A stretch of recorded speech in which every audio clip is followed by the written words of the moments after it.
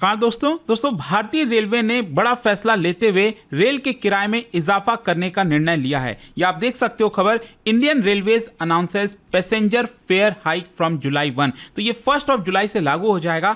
और ये जो हाइक है, लेट मी टेल यू, किसी को लग सकता है कि बहुत कम है, कुछ ज़्यादा नहीं है, किसी के लिए काफ़ी मायने रखता है, 10-10 रुपये, 20-20 रुपये। तो ये एग्जैक्टली हाइक कितना है, क्योंकि इंडियन रेलवे में अगर आप देखोगे तो पर किलोमीटर के हिसाब से चार्जेस लिए जाते हैं। तो यहाँ पर कितना इजाफा हुआ है, वो सारी चीज़ें मैं आपको डिटेल में बताऊंगा ताकि सारे डाउट्स आपके क्लियर हो जाएं और ये क्यों किया जा रहा है, इसके पीछे का भी कारण हम जानेंगे। चलिए शुरुआत करते हैं, लेकिन उससे पहले आप सबको बता दूं, आप में से जो भी लोग 2026 की यूपीएससी की प्रिपरेशन कर रहे हैं, हमारा जो फाउंडेशन प्रतिज्ञा बैच है उसको अवेल कर सकते हैं। इसके अंदर एडमिशन लेने का आखिरी डेट है 30 जून। अगर आपको कोई भी डाउट है इन बैचेस से रिलेटेड, मेरी पर्सनल टीम है यहाँ पर, इसको आप कॉल कर सकते हैं और सारे डाउट्स आपके रिजॉल्व हो जाएंगे। And tell them to use this code Ankit live ताकि आप मैक्सिमम जो डिस्काउंट है वो ले सकें। सबसे पहला तो क्वेश्चन ये है कि इंडियन रेलवे क्या कर रहा है और क्यों कर रहा है। देखो, भारतीय रेलवे आप सब जानते हैं वर्ल्ड की 4th लार्जेस्ट रेल नेटवर्क को संभालता है, भारत की बिगेस्ट पब्लिक ट्रांसपोर्टेशन सिस्टम है और इनके द्वारा काफ़ी वर्षों के बाद जो है पैसेंजर फेयर में हाइक किया जा रहा है। क्योंकि मैं आपको बता दूं, लास्ट टाइम अगर आपको याद हो, कोविड पैंडेमिक जब चल रहा था, 2020 की बात है,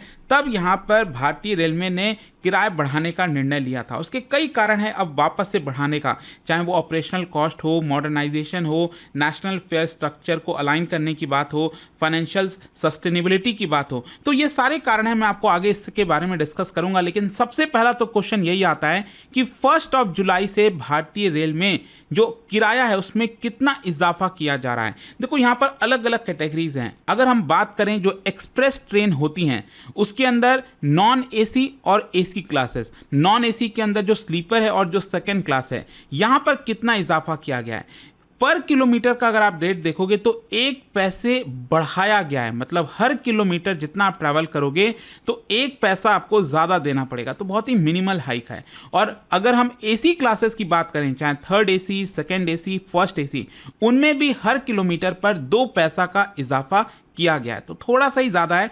ये मैं आपको कैलकुलेट करके आगे बताऊंगा कि मान लीजिए अगर आप 1000 किलोमीटर ट्रैवल करते हैं ट्रेन से तो कितना इजाफा होगा। लेकिन ये तो हमने बात की एक्सप्रेस ट्रेन की। जो ऑर्डिनरी पैसेंजर ट्रेन होते हैं, जो इतना फास्ट नहीं चलते हैं, उसमें अगर हम सेकेंड क्लास की बात करें, जो अनरिजर्व्ड सीट्स होती हैं, तो इसमें भी बहुत कोई ज्यादा इजाफा नहीं किया गया है। ऑल्दो यहां पर अगर आप देखोगे तो लिखा हुआ है 0.5 पैसे पर किलोमीटर। लेकिन ये उन्हीं के लिए लागू है, उन्हीं पैसेंजर ट्रेन के लिए लागू है जो 500 किलोमीटर से ज्यादा अगर आप ट्रैवल करते हो। तो शॉर्ट रूट्स पर यहां पर अनअफेक्टेड रहेगा। जितना भी शॉर्ट रूट पर अभी आप पैसेंजर ट्रेन में चढ़ते हैं तो उतना ही किराया रहेगा, ज्यादा किराया नहीं बढ़ेगा। यहां पर वो बढ़ेगा तो सिर्फ जो 500 किलोमीटर से ऊपर का अगर आप ट्रैवल करोगे तो उस केस में 0.5 पैसे पर किलोमीटर के हिसाब से आपसे लिया जाएगा। मतलब 500 किलोमीटर अगर आप ट्रेवल कर रहे हैं तो सिर्फ 50 पैसा ही यहां पर इंक्रीज होगा। तो आई होप आप समझ पा रहे हो कि यहां पर ऐसा कोई ज्यादा इजाफा किया नहीं गया है। फिर जहां तक सवाल है कि जो सब अर्बन ट्रेन होते हैं, जैसे मुंबई में लोकल्स हो गए, तो वहां पर सभी क्लासेस में कोई भी हाइक नहीं किया गया है। इसके अलावा कई बार आपने देखा होगा मंथली टिकट्स होते हैं, जो मंथली सीजन टिकट्स होते हैं, पास होते हैं, तो सभी जोन्स के लिए यहां पर भी कोई हाइक नहीं किया गया है। सिर्फ ये जो 3 कैटेगरीज मैंने आपको यहां पर बताई, वहीं पर हाइक किया जा रहा है। अब अगर हम आपको थोड़ा सा कैलकुलेशन करके बताएं, for example non AC sleeper वाले क्लास में अगर आप देखिए तो 1000 किलोमीटर के रूट पर करीब 10 रुपए इंक्रीज किया गया है। और जो एसी 3 टियर है या फिर 2nd टियर, इस तरह से अगर आप देखेंगे तो वहां पर 1000 किलोमीटर के रूट पर 20 रुपए का इजाफा आपको देखने को मिलेगा। कहने का मतलब यहां पर यह हुआ कि मान लो अगर कोई ऐसा एसी का टिकट आपने लिया है जहां पर 1500, 1600, 1700 अगर आपका किराया है, तो उसमें 20 रुपए का और इजाफा हो जाएगा। और जो अनरिजर्व्ड ऑर्डिनरी क्लास है, जो रिजर्वेशन नहीं होता है, नॉर्मल टिकट से जब आप जाते हैं तो 500 से कम किलोमीटर पर तो कोई चार्ज है नहीं, और 500 से ऊपर भी अगर आप देखो तो हार्डली 50 पैसा, 1 रुपए का ही आपको अंतर देखने को मिलेगा।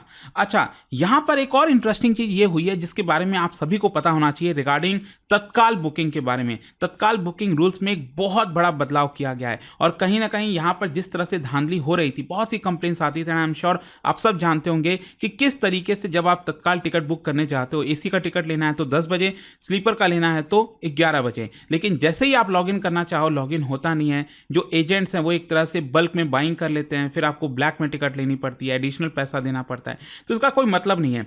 उसको रोकने के लिए ये जो मिसयूज हो रहा था, प्रोसेस को स्ट्रीमलाइन करने के लिए, ध्यान से सुनिएगा मैं क्या कर रहा हूं। 1 जुलाई से, क्योंकि 2 डेट यहां पर आई है, एक तो 1 जुलाई और दूसरा 15 जुलाई। तो 1 जुलाई से अगर आप तत्काल टिकट बुक करना चाहते हैं तो आपको क्या करना होगा, जो आपका आईडी है, जब आप IRCTC में लॉगिन करते हो वेबसाइट के थ्रू या फिर आप ऐप के थ्रू टिकट बुकिंग करते हैं IRCTC का, तो वहां पर आपका जो आईडी है वो आधार ऑथेंटिकेट होना चाहिए। मतलब क्या होगा कि IRCTC के वेबसाइट या मोबाइल ऐप पर जाइए, वहां पर आपका अकाउंट सेक्शन होगा, वहां पर एक आपको ऑप्शन आ जाएगा आधार ऑथेंटिकेशन का। तो उस पर जब आप क्लिक करोगे तो अपना आधार नंबर डालकर उसको लिंक कर सकते हो। तो एक बार जब आपने वो कर लिया कि आपका जो प्रोफाइल है वो आधार ऑथेंटिकेट हो गया, तो 1 जुलाई से आप टिकट बुक कर पाएंगे। लेकिन 15 जुलाई से क्या होगा कि जब भी आप तत्काल टिकट बुक करोगे तो हर बार यहां पर OTP आपके मोबाइल पर आएगा और फिर आपको वेरीफाई करना होगा, तब आपका एक मतलब टिकट बुक होगा। मतलब यहां पर एक्स्ट्रा एक और लेयर आ गया है कि यहां पर आपको पहले आधार वो करना होगा, हर बार की मैं बात कर रहा हूं। तो ये चीज 15 जुलाई से इंप्लीमेंट होगा। 1 जुलाई से 15 जुलाई के बीच में बस आपको अपना जो आईडी है वो कंफर्म करना है, आधार ऑथेंटिकेट करना है। और इससे भी बड़ी चीज यहां पर ये हुई है कि जितने भी IRCTC के एजेंट हैं जो बल्क में बाइंग वगैरह करते रहते थे, उनके लिए समय सीमा बढ़ा दी गई है तत्काल बुकिंग की। मतलब वो अब 10 बजे या फिर 11 बजे तत्काल की बुकिंग नहीं कर पाएंगे। AC टिकट लेना है तो वो 10:30 बजे ही बुक कर पाएंगे, नॉन AC तत्काल लेना है तो 11:30 बजे ही कर पाएंगे। सो कहीं ना कहीं इसकी वजह से जो चांसेस थे बल्क ब्लॉकिंग के एजेंट्स के द्वारा वो कम हो जाएगा। अब कितना कम होगा देखने वाली बात है, क्योंकि हमारे देश में नियम कानून तो बहुत आते हैं और कोई ना कोई तो जुगाड़ निकाला ही जाता है एजेंट्स के द्वारा। तो देखते हैं क्या इस बार वो जुगाड़ निकाल पाते हैं और यहाँ पर जो जेन्युइन पैसेंजर्स हैं उनको कहीं ना कहीं हेल्प करने की कोशिश की जा रही है। तो अब क्वेश्चन ये है कि ये जो किराया बढ़ा है, फेयर हाइक हुआ है, इसके पीछे का कारण क्या हो सकता है। देखो, एक तो यहाँ पर जो इनपुट कॉस्ट है, चाहे डीजल प्राइसेस, स्टाफ की सैलरीज, पेंशन लाइबिलिटीज, मेंटेनेंस हो गया, इन सब में इजाफा हुआ है। इंडियन रेलवेज हर दिन आप सोचिए 13,000 पैसेंजर ट्रेन चलाता है, तो उसमें फ्यूल वगैरह, चाहे पेट्रोल डीजल, मतलब जो भी आपका डीजल, पेट्रोल तो नहीं लेकिन हाँ जो डीजल इंजन हो गया, फिर इसके अलावा जो इलेक्ट्रिसिटी का कॉस्ट हो गया, तो मैन पावर का कॉस्ट हो गया, हर चीज़ इंक्रीज हुआ है। तो कहीं ना कहीं इसको देखते हुए बढ़ाया जा रहा है। दूसरा क्या है कि हमारे देश के अंदर रेलवेज में क्रॉस सब्सिडाइजेशन किया जाता है, उसका बहुत बड़ा बर्डन है। मतलब मान लीजिए जो फ्रेट वाली ट्रेन है, मालगाड़ी है, उससे जितना किराया आता है, मतलब जितना भी पैसा जनरेट होता है रेवेन्यू इंडियन रेलवे के पास, उसका आधे से ज़्यादा तो सब्सिडी देने में निकल जाता है। क्योंकि जो पैसेंजर ट्रेन है जो हम यूज़ करते हैं उसमें यहाँ पर सरकार अपनी तरफ से पैसा लगा दिया। अपनी तरफ से मतलब जो भी ये वाला किराया आता है ना मालगाड़ी की तरफ से, वो इधर जाता है। मतलब 100 रुपये अगर अर्न कर रहे हैं मालगाड़ी की तरफ से, तो उसमें से 55 से 60 रुपये ये पैसेंजर ट्रेन के सब्सिडी के लिए चला जाता है। तो आप समझ रहे हो कि हमारे देश में अभी भी पैसेंजर ट्रेन में कम किराया लिया जाता है। दूसरा, अगर आपको मॉडर्नाइजेशन करना है, सेफ्टी लानी है, चाहे Vande Bharat, electrification, station development, Amrit Bharat, PM गति शक्ति योजना के तहत, तो इन सब के लिए आपको पैसा चाहिए और इसमें सरकार का मानना है कि इससे पैसा कलेक्ट होगा और ज़्यादा। एनवायरमेंटल शिफ्ट भी आएगा क्योंकि इलेक्ट्रिफिकेशन किया जा रहा है सभी रूट्स पर, जिसकी वजह से डीजल का कंजम्पशन कम होगा और जो एफिशिएंट ट्रेन्स हैं वो यहाँ पर ज़्यादा काम आ सकेगी। लेकिन इसी को देखते हुए यहाँ पर मैं देख पा रहा था कि जो डब्बे की सफाई है, क्योंकि इसको लेकर भी काफ़ी कंप्लेन आता है कि जो लॉन्ग रूट्स के जर्नी वाले ट्रेन होते हैं उसकी सफाई अच्छे से नहीं होती है। बाहर से देखो, अंदर से देखो, बोगीज जो हैं वो काफ़ी गंदी होती हैं। इसको देखते हुए आप देख पाओगे यहाँ पर रेलवे ने क्लीन ट्रेन स्कीम लॉन्च किया है। अब इसमें क्या होगा कि जो पोर्टेबल हाई प्रेशर मशीन्स होती हैं वो साफ करेंगी डब्बों को। मतलब एक प्रकार से जो ट्रॉली होता है ना बैटरी और डीजल पावर्ड के द्वारा, वो पोर्टेबल वाटर से लाकर बोगीज को अब साफ किया जाएगा और हाई प्रेशर हॉसेस उसमें होंगे ताकि तेज प्रेशर से चीज़ें अच्छे से साफ हो सकें। और clean coach exterior, toilet, floors, dustbin, ये सब का ध्यान रखा जाएगा। ये कुछ वैसा ही है जैसे इंटरनेशनल एयरपोर्ट पर होता है, मेट्रो सिस्टम जो दिल्ली मेट्रो या फिर बाकी जगह पर होता है। और 10 मिनट क्लीनिंग डेडलाइन दी जा रही है। मतलब हर एक बोगी 10 मिनट के अंदर अंदर साफ कर दी जाएगी और बताया जा रहा है कि इससे 5 से 7 लोगों की जरूरत पड़ेगी जो एक्सपर्ट होंगे। और यहाँ पर लॉन्ग डिस्टेंस वाले जो एक्सप्रेस ट्रेन है और जो सुपर फास्ट ट्रेन है उनको प्रायोरिटी दी जाएगी। बेसिकली क्या है ना कि कई बार कुछ ट्रेनें ऐसी होती हैं जो 24 घंटा से 40 घंटा तक चलती रहती हैं लगातार। तो ओरिजिन और डेस्टिनेशन वाले स्टेशन पर उतना वक्त नहीं मिल पाता कि उनको साफ किया जाए, तुरंत उनको वापस स्टार्ट करना होता है। तो इसकी वजह से क्या है कि कुछ ऐसे स्टेशन हमारे देश में क्लीन ट्रेन स्टेशन, जहाँ पर ये जो लंबी दूरी वाली ट्रेनें हैं, जब ये स्टेशन पर पहुँचती हैं 15 मिनट रुकती हैं, 20 मिनट रुकती हैं, तब वहाँ पर डब्बों की सफाई की जाएगी। तो ये मेनली कोशिश है। और इको फ्रेंडली मेजर्स यहाँ पर लिए जा रहे हैं, बायोडिग्रेडेबल हो गया, नॉन टॉक्सिक जो केमिकल्स हैं वो इस्तेमाल होगा, मशीन्स ऑप्टिमाइज की जाएंगी, वाटर कंजर्वेशन के लिए बताया जा रहा है 50 से 60 लीटर जो पानी है हर कोच के लिए वो यहाँ पर बच पाएगा।